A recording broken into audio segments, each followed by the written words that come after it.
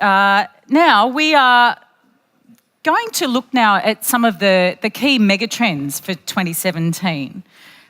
So to tell us all about them, would you please welcome to the stage Jason Clampett. He's one of the co-founders and editor-in-chief of Skift, which is the leading source of intelligence for strategists, marketers and technologists on the latest travel trends. Ladies and gentlemen, Jason Clampett. Thank you. Thank you, Christine.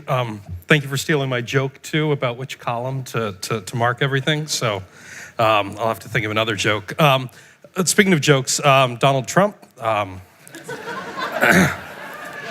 So thank you for welcoming me into your country, even though, depending on what the weather is in DC, he might not welcome you into our country one day soon. But I'm honored to be in front of the group here and to be speaking to a tourism board that gets a lot of things right.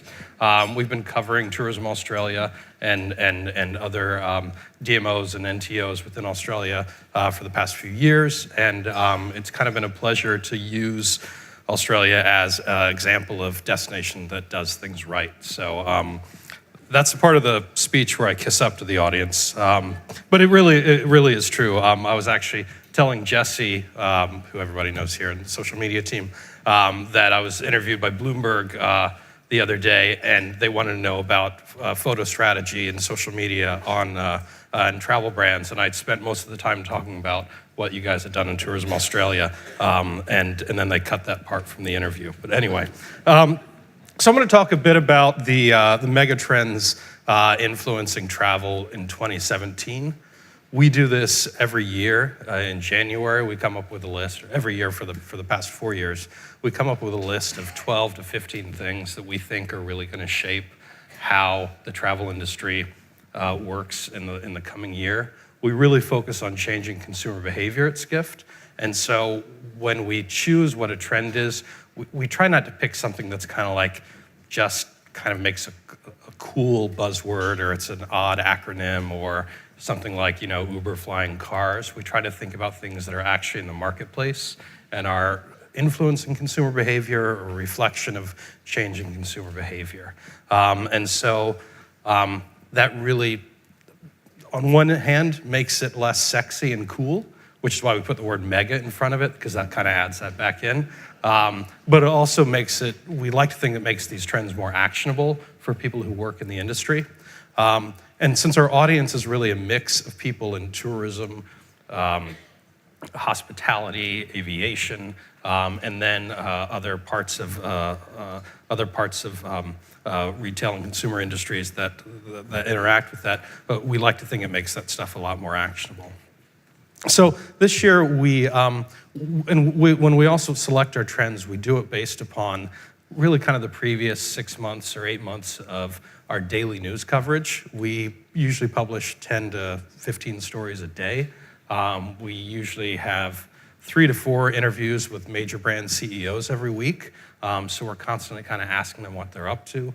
And we do a conference every September and have a chance to really pull in people and basically steal their ideas and pick their brains. So it's based upon that. We have a research team, so it's based upon research that they do. And then we also convene panels of travelers also and get some ideas from them along the way. So this year we had 15 trends. We're just going to talk about 6 of those today. 3 of the ones we're not going to talk about, but I wanted to just highlight because I think they're still interesting. We had a trend which we've already changed.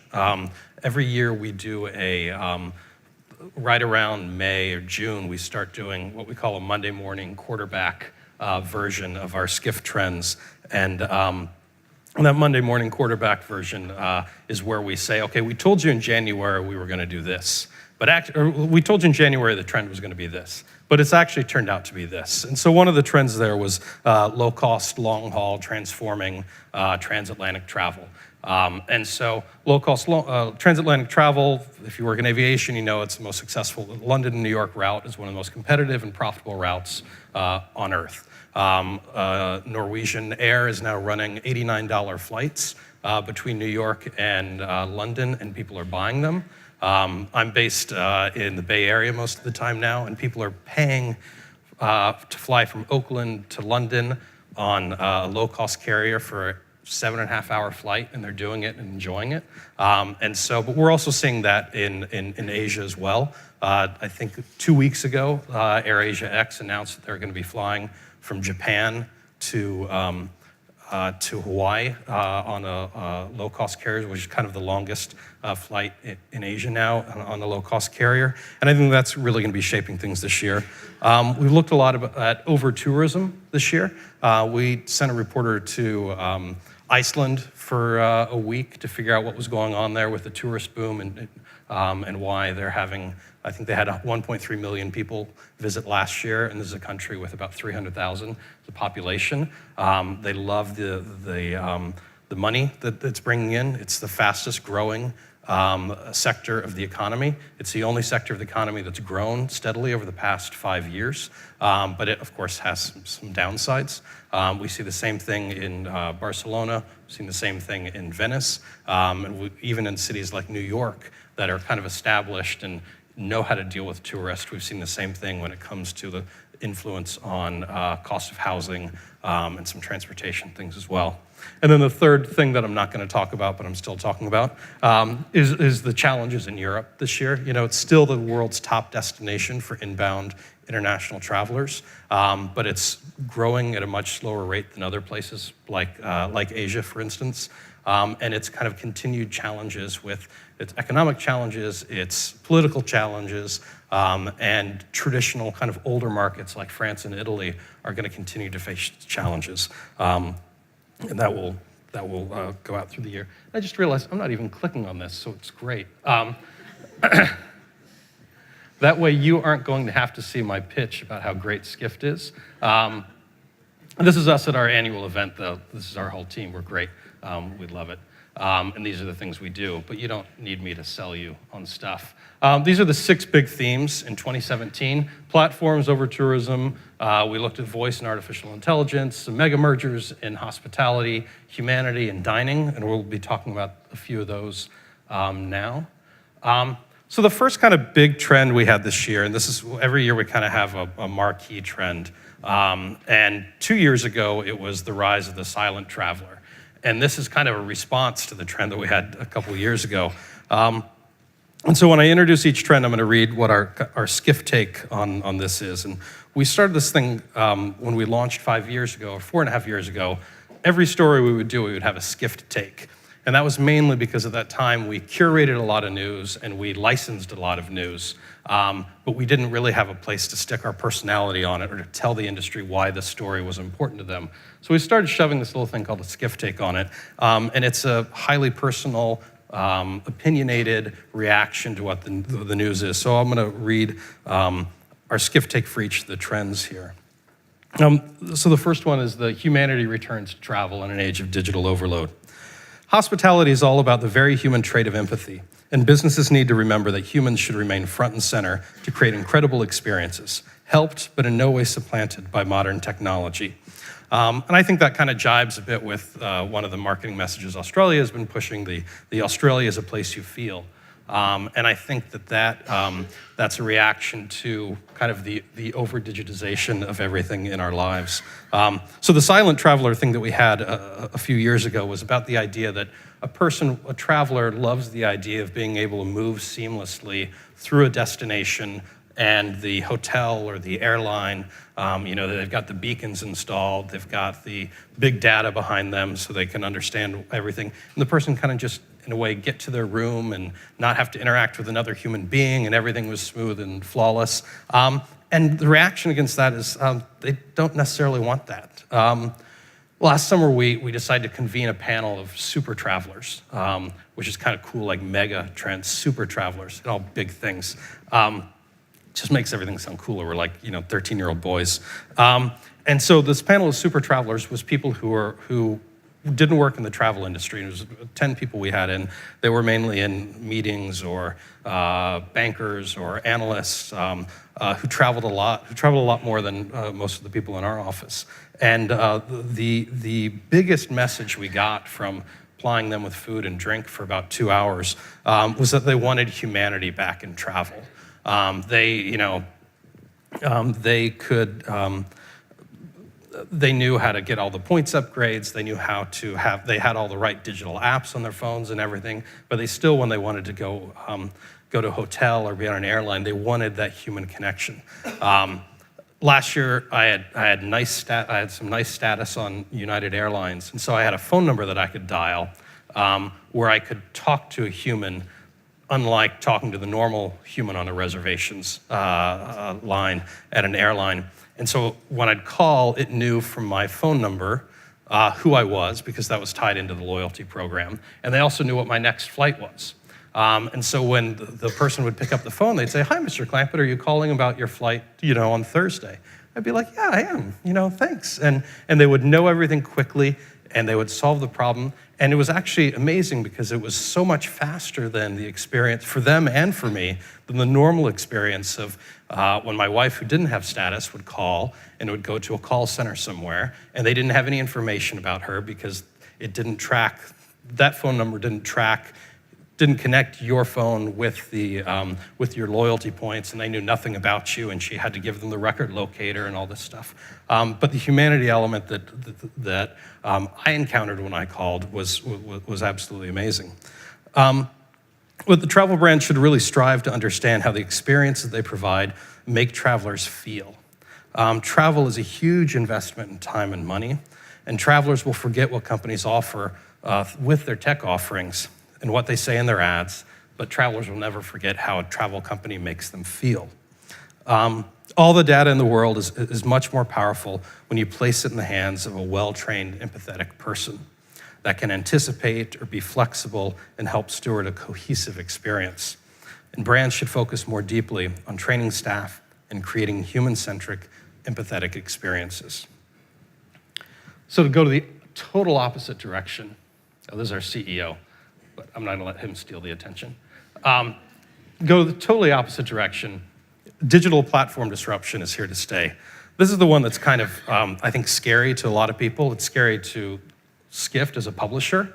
When we look at the publishing environment, we're lucky we're not a newspaper and we're not doomed. We're not a magazine, we're not doomed, we're digital, so we've got a big edge on it. But people definitely aren't just consuming things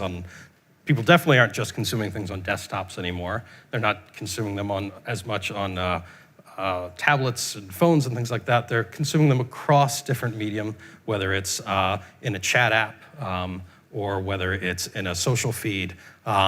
They're basically consuming things outside of regular confines that we've come to be comfortable and familiar with on the media side.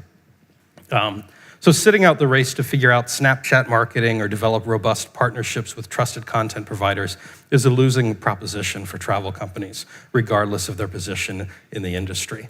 Last year, we had a trend that we basically said messaging is the new social media. And this is a natural evolution of that, where instead of just talking to a brand via a messenger app, you're thinking about consuming content from them on a messenger app. If you're in China, you're considering being completely in the world of WeChat, from discovery to booking to payment.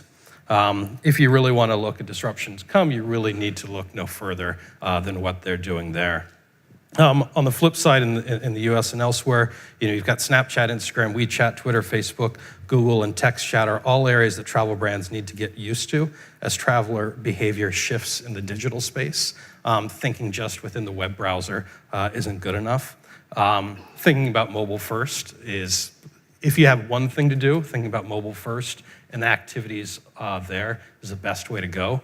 I was meeting with an official from Facebook a few weeks ago, and he was saying how if you're demoing a product for Mark Zuckerberg and you bring in your laptop into his office, you have to leave immediately because he doesn't look at any demos on anything but a mobile device because that's where all of their growth is coming from, and that's really where everybody's growth is coming from on the digital side. We did a trends report recently and found that 14% of Snapchat users are over 35 compared to 20% of Instagram users and half of Facebook users. That doesn't necessarily mean you have to chase after Snapchat. You just need to know where the consumer behavior is heading and what people are up to.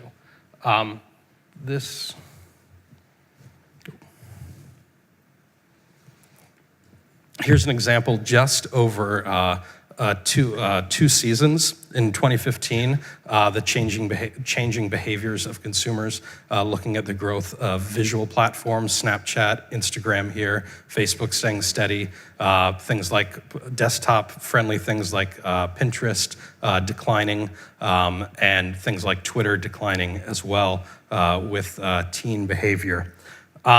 Visual content is also a challenge on the production side, and how travel brands leverage both branded and user-generated content to engage customers will vary. I kind of feel like I'm preaching to the converted there because of your Australia's successful moves on visual on both Instagram and Facebook, which has been impressive and really followed and copied by just about everyone else in the world. But adapting to these platforms requires a far-ranging culture shift towards experimentation and away from the tried and true channels of print, TV, and digital display advertising. And I think that's going to be the hardest thing for travel brands, is because you kind of know the ROI on print media, you know the ROI on digital media to some extent, but you don't know the ROI on looking at different platforms, and it's a real risk. You also likely don't have the familiarity. I know I'm constantly challenged when people talk about Snapchat because I don't use it because I'm afraid I'll accidentally send a picture of my naked body to somebody and not have any control.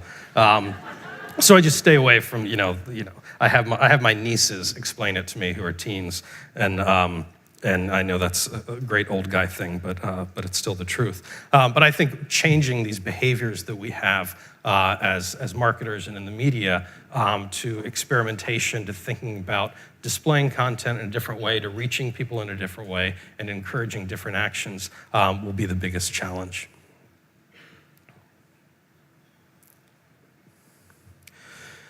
So tours and activities come into their own. I'm kind of viewed around the office as the pessimist when it comes to tours and activities and digital disruption and them getting online and becoming a part of and changing how consumers typically use them.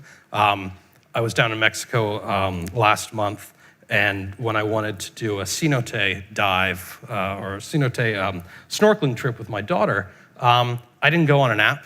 I didn't download, Viator. I walked to the booth that was, down the beach, and there was a guy there in his flip-flops, and I paid him cash, and he gave me a written receipt, and I got it, and the next day I went on the tour, and it was awesome, and everybody else on the tour went the same way. And it wasn't because they were, they weren't technologically sound. They do really smart marketing digitally, but that's just how they sell all the stuff. That's how people discover them. Our office is in New York City, and we're on 30th and Broadway, which is just south of Times Square, about 10 blocks, 12 blocks. We're just slightly west of Empire State Building. I would say that one guy with a credit card swiping thing sells more tickets to the Empire State Building than Viator does all day long is probably a likely estimation. That's how the consumer behavior towards tours and activities still is in most places. But things are changing. We've seen a lot of activity within the industry, and they're in a way taking it on again. Airbnb's entry into the tours and activities market, it certainly brings the sector to the fore, and we're talking about it again. I know they're going to be launching in Australia in a few weeks, their trips product. And if Airbnb sticks with a strategy to curate its tours and activities, going with unique and off-the-beaten experiences, then that's still important for the sector given its scale, but self-limiting. Competition is certainly a healthy thing for all the players and in the industry. So we're seeing this year big travel brands, including TripAdvisor, Google, and Expedia, and to a lesser extent, Booking.com, finally embracing online bookable tours and activities, signaling that the sector is finally becoming a focal point for the largest players. But of course, the biggest habit is consumer habits. We've seen some interesting things with TripAdvisor in the last year. Their non-hotel segment, which includes vacation rentals and restaurants and attractions, grew 35% in the third quarter to 101 million. And while TripAdvisor's hotel segment is more than 3 times the size of non-hotel, that's slumped. So as Expedia's TripAdvisor unit continues to aggregate what it considers to be the most in-demand tours, the segment clearly shows signs of being on the upswing of a burgeoning trend. That doesn't mean most of the tours and activities will be bookable soon. There's a technological hurdle for people within the tours and activities industry getting things online. Availability, teams are small. Getting things distributed on digital, it can be different based upon each OTA or provider, and so that creates some challenges. TripAdvisor's CEO, Steve Kaufer, told us that it takes considerable effort to bring tours and attractions online, and that's why they're focused on bringing what they consider to be the best things, which is kind of an opposite approach that we're going to see with Airbnb and that we've seen in the last few months with their trip product. TripAdvisor kind of knows that most of the things that they're going to sell are those big things that you tell your friends about, even though they're very tourist activities, the Times Square stuff, going to the Louvre, going to the London Eye, things like that. And I think that's where we're going to see challenges for Airbnb coming into the sector. Airbnb's idea is we have these hand-curated, really unique experiences. Of course, they're beautifully laid out. They're gorgeous when you're on the app and deciding to book, but they're not really things that you need to do when you go to a destination. And I think that's going to end up being the challenge there. Timing is a big challenge for tours and activities going online. At TripAdvisor, they've always said that getting the right tour to the right person at the right time is the biggest challenge. And so they're still not able to serve it up to them. And so that'll continue to be a challenge there. Google's Trips app, which right now doesn't provide any booking capabilities at launch, suggests that in-destination itineraries and increasingly recommendations are going to, contextual recommendations are going to be the directions that they go. Trip.com, which used to be called GoGoBot, is leading the way as well and using artificial intelligence to make tours suggestions based upon the weather or the time of day and personal preferences. So there's a lot of energy in the market again after kind of years of people staying away. But the challenge here is people want their tours and activities on demand. In the age of instant service from Uber Seamless and Hotel Tonight, people have less and less patience. If they can't book it easily right now while they're in the mood, then they might not book it at all. So our fourth trend is looking at festivalization of meetings and events. Conference organizers are developing more multidisciplinary programming that pulls from both the business and creative industries, creating a new convergence of experiences that help brands plug into business events in more ways. I think we can say that with the exception of this event here and Skift's forum, other meetings are lousy and boring. But what we're seeing is the convergence between business and creative industries, as well as boredom with the conference industry status quo, are disrupting how organizations design their conferences to better engage increasingly fractured and distracted audiences. If you are up on stage speaking or one of the worst things to do is look in the crowd and you see somebody on their phone. I know, though, as somebody in the audience, I am always on my phone because I might be tweeting, hey, this guy is really great. His name is @JasonClampett. And so meetings and conventions organizers are seeing that this is definitely a part of people's lives, and they're kind of struggling to figure out how it works well. We were down at Marriott's headquarters a few months ago, and they actually had the people from C2, which is this really cool conference that happens in Montreal, in their office. Marriott had them in the office at the same time because they're trying to figure out from them, how do we take our traditional meeting spaces and have non-traditional gatherings in there? Because we can't, really retrofit a ballroom very easily. So how do we make it more attractive to people? And I think that that's a challenge that traditional meeting spaces are having everywhere. One of the reasons that Web Summit, which is a big gathering that had taken place since I think 2010 in Dublin, they decamped for Lisbon because they didn't have the infrastructure there that could support a new next generation kind of multidisciplinary conference. But the festivalization of meetings trends really started with multidisciplinary programming at places like South by Southwest and TED, bringing together thought leaders from different sectors to share their views on driving change in a new era of global connectivity. That since inspired a surge of new innovation conferences in many places in cities of all sizes, ranging from Mermation in St. Louis to Tech Open and Air in Berlin, C2 in Montreal, which I mentioned, which is co-created by Cirque du Soleil and the Sidley Marketing Agency. But it's also another cross-pollination mashup of programming that bridges commerce and creativity. I mentioned Airbnb a few times. They had their second Airbnb Open gathering. This year it was in Los Angeles. They had it both in a traditional theater and they had it in streets that they shut off downtown. They had it in people's houses and they had it in a big conference center as well. And so the idea that the conference was kind of everywhere at a time really kind of transformed downtown LA into their playground. And I think we've seen that at South by Southwest and things like Bonnaroo, which is a big concert in the US. The guy on the left there is co-founder of Superfly, which runs Bonnaroo, and the guy on the right, Mike, has been running South by Southwest for years. And Mike spoke at our event last year, and he was telling us that one of the things that they've done is they have their traditional kind of convention center that they use in Austin for some of the big things. But then they let the programming go everywhere else. And he said one of the things that's done is it makes everybody in the city a stakeholder in the event.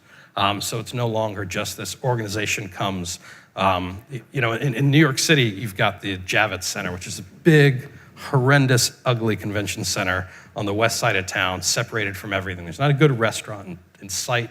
Transportation, it was terrible until a subway stop opened the other day. Just awful. And nobody cares about a convention going on in New York City because nobody's invested in it because it's kind of set off to the side. And so what Mike was saying, that their early learning and success about South by Southwest is if they made everybody kind of in town a participant and a stakeholder in the event, it really worked for them and it allowed them to spread. And they also realized that they couldn't always control things that were going on around their event. And that was something that was hard for them to get over with. Like when we do a Skift event, last year we realized that other companies were having things around the Skift event and sending out invites, and we got really angry for a minute, and then we realized, but they're still coming to our event, and they're using it to build on. And to us, that was kind of fascinating to see things grow beyond there.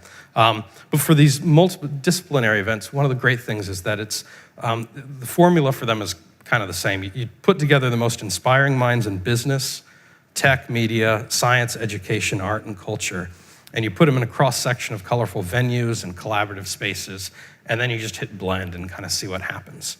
And so meetings have always been platforms for education and marketing, but the blending of live user experiences and human-machine interfaces with previously considered disparate content really helps brands plug and play into more spaces with more people at more times. So this is the rise of lean luxury in retail, and which has really been affecting the travel space as well and has the potential to influence it even more. The new standards of modern luxury are consumer-led rather than brand-driven, and they're steering the direction of high-end hospitality and travel. What we kind of think of this in our head as kind of small business, big impact. And it's really the next evolution of the local push that we've seen, especially with hotel brands. How do you offer something that's local and unique? I'm staying at the QT Hotel down the street, and they have this whole area in the guest lounge where it's all kind of local cool products that you can buy, which I'm not sure how well they sell, but it makes me feel good about being there. Our office is down the street from the Ace Hotel in New York, and they've got a number of boutiques within the property that are selling local luxury goods, none of the big like Chanel or Prada or Fendi, whatever, but they're priced very similar to those. We did a survey of luxury travelers in the US in the conjunction with the international luxury travel market, and 37% of them said they were more interested in shopping for local goods in independent stores and markets this year than they were 2 years ago. And so you may have found yourself quietly questioning whether a mass-produced luxury carry-on, for instance, plastered with a monogram motif, can really qualify as luxurious simply because of its high price. And that's especially true when you can find a competing product of equal or better quality and at a better price from an up-and-coming specialist. Exclusivity and delight are still just as important for the modern luxury experience today as they've ever been. But rather than scarcity being tied up in the cost of an item or prestige being defined by the logo on the side of someone's bag, scarcity and prestige are linked to unique and outstanding brand experiences. A good example of that is the recent release of Snapchat, which they like to be called Snap now, Snap Spectacles. This product rollout was intended to delight and build excitement, but it also offered a new way of thinking about exclusivity. It was exclusivity by geography rather than financial exclusivity. You kind of had to be in the right place at the right time. It was social media friendly, it was share worthy, and it was global. And the spectacles, while they're not quite a modern luxury item, have certainly adopted modern luxury behaviors. And in doing so, they stoke excitement for a product or an experience that isn't tied to price. The purchasing experience was exciting, kind of you got to buy it, as opposed to, you felt as if you were turning over, $300 of your hard-earned money. And these are talking points that the hospitality industry, I think, should be wise to pay attention to. Down the street from my house, there's a Shinola retail shop. And Shinola is this brand in Detroit where their whole thing is we make everything in Detroit. And because it's made in America and they pay people a living wage, the prices are higher. But they're not as high as like a high-end Miu Miu or one of those fancy brands. But everything's kind of unique. So if you go into the shop there, what's amazing is you can buy a $1,900 leather messenger bag, but you can also buy a $20 notebook. And they have an old-fashioned letterpress in there where if you buy a fancy bag or if you buy a notebook, and guess which one I bought, you can have your wife's initials put on it, and it's a great gift, but it's immediately unique, and it tells a fantastic story. And so opulence and opulence alone don't really cut it in the competitive marketplace, which is driven by transparency and consumer choice and independence. A retail research group, NPD Group, did a study recently, and they saw that a third of all handbag purchases across kind of all demographics, so there's not just like millennials or something like that, were for bags that hid their label on the outside, as opposed to ones that had the label spread everywhere, which is really kind of fascinating. On the hospitality industry, we've already seen strategies that reflect this new way of luxury thinking. Conrad Hotels has their Smart Luxury initiative. Waldorf Astoria has their Unforgettable Experiences program, and we see Hyatt even doing their Unbound collection. And they're intended to offer a more tailored experience for the well-heeled traveler. They're ambitious and forward-looking, but they're also an indirect reaction to high-end hostels like Generator, to unique experiences that Airbnb can offer and other vacation rental places. But they all appeal to the kind of personal, authentic, and local themes that have been driving a lot of travel, and especially hospitality, over the last few years. And so it's not about conspicuous consumption, it's about personal journey and the experience and the story behind it all. And so this is the last one is my favorite one. Oh, sorry, this chart on here, we did a survey of 96, nearly 10,000 people in 8 countries back in November about what's better, material object or travel experience. And kind of a fascinating result that in every case, people preferred a travel experience over a material object. And it was only in France and Germany, really, that it got even close. to being similar. And Mexico, Spain, Japan, and the US. And we didn't survey Australia because we didn't have the resources at the time. But the first three there, the first, really half of the list, clearly, on a more than 3-to-1 ratio, preferred travel experience to a material object. So if you guys were at the Tourism Australia office yesterday, I came by and was quizzed for a bit, and you got the idea that I really liked food. And maybe if you look at me in this direction, you also get the same idea. And so this is our second year in a row where we've had a food-related trend. Last year, we looked at it also, and specifically how destinations were using food to market themselves. This year, we're looking at the dining experience itself as a focal point. The way we dine out has changed. Instead of serving just a meal, restaurants have become destinations in their own right, fueled by the ability to search, sort, discover, and reserve across digital devices. Diners can create the ultimate personalized experience any day of the week, and restaurants have evolved to accommodate these cultural changes. A very wise man named John O'Sullivan said, "The amazing thing about Australia's food and wine offering is its diversity.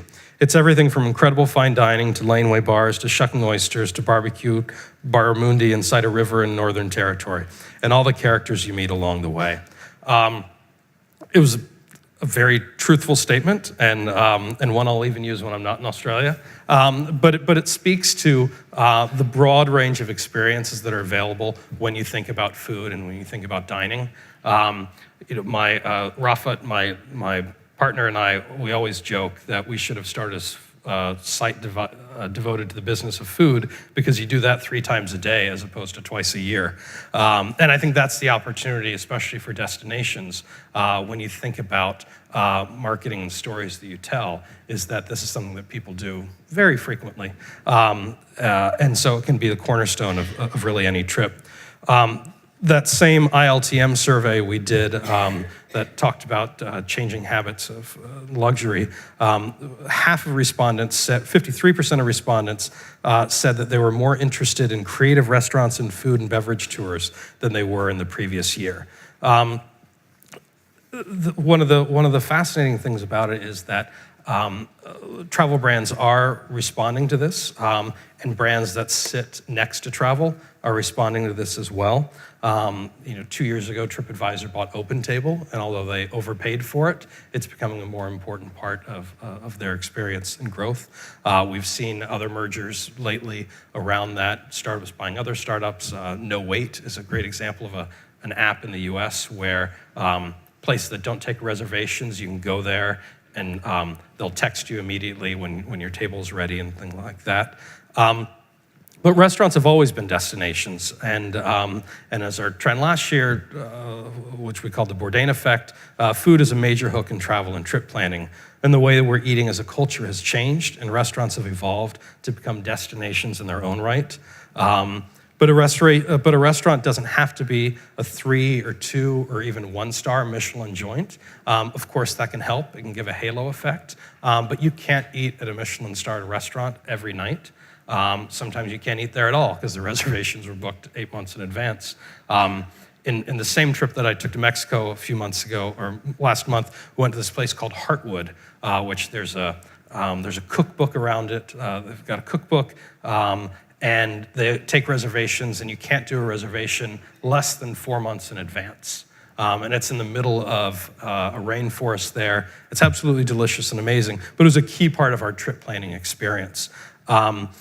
On the other hand, whenever I go to this other part of Mexico, I always make sure that part of the day is carved out for this place called Tacos Phoenix.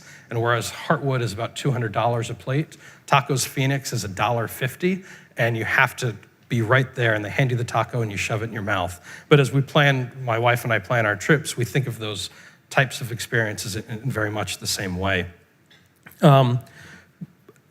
In addition to that, I think restaurants have reacted to think about how they design themselves for these experiences.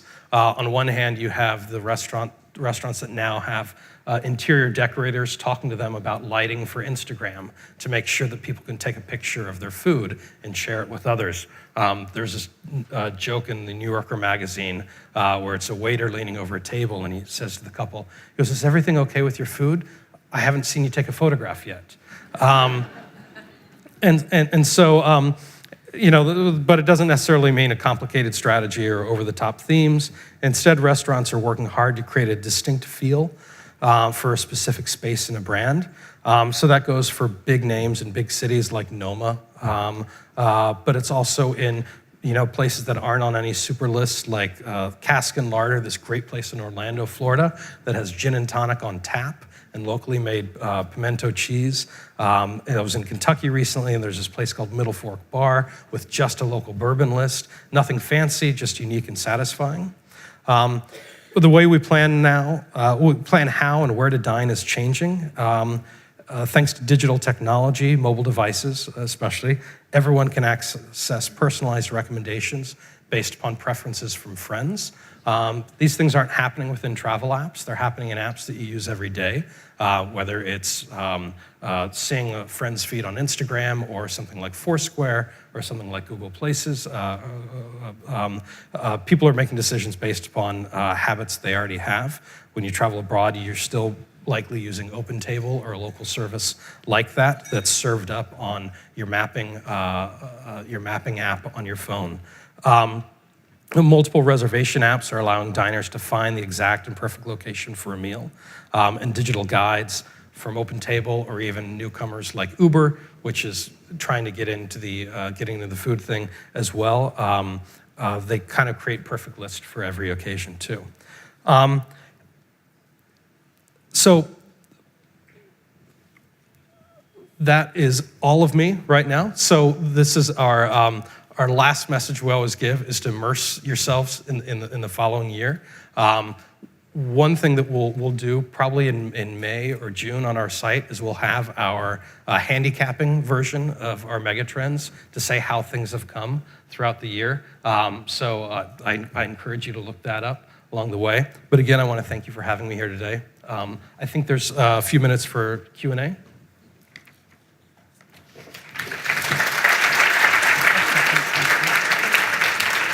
Any questions for Jason? Okay, one from me. So you were saying that humanity is the marquee trend for 2017, and you told us that story about you have airline status, so you got to speak to a human. Your wife didn't have status, so she got the call centre. If it's a marquee trend, is it only going to be available to a well-heeled traveller? Yeah, I don't think it's necessarily a marketing trend, but it's a consumer desire. Sorry, went down the crack. That was good. It's more of a consumer desire to have that relationship. And I think smart brands will realize that that's not necessarily money related. Some of it's just them breaking out of habits or empowering people in a different way.